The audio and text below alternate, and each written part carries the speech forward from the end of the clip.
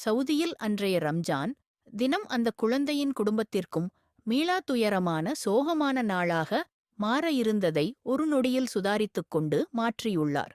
காரின் அருகே நின்று கொண்டிருக்கும் இந்த நபர். சவுதியில் ரம்ஜான் தினத்தன்று நடந்த சம்பவத்தின் சிசிடிவி காட்சி தற்போது வைரலாகி வருகின்றது.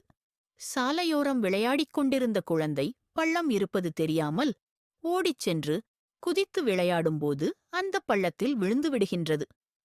பள்ளத்தில் நீரில் மூழ்கி உயிருக்குப் போராடிக் கொண்டிருக்கின்றது அந்த குழந்தையோடு விளையாடிய மற்றொரு குழந்தை. அவன் கதறுவதைப் பார்த்து அருகே வருகின்றது. அவனை தூக்க அந்தச் சிறு குழந்தை முயற்சி செய்கின்றது. அதனால் முடியவில்லை.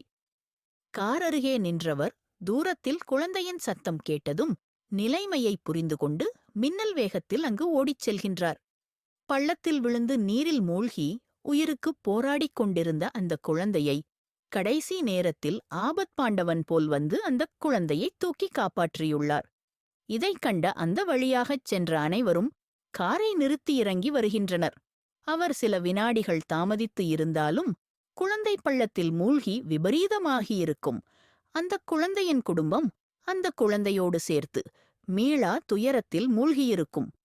உரிய நேரத்தில் ஓடிப்போய் காப்பாற்றிய அந்த அரபிக்கு பாராட்டுகள் குவிந்து வருகின்றது. இவை அனைத்தும் அங்கிருந்த சிசிடிவி காட்சியில் பதிவாகி உள்ளது.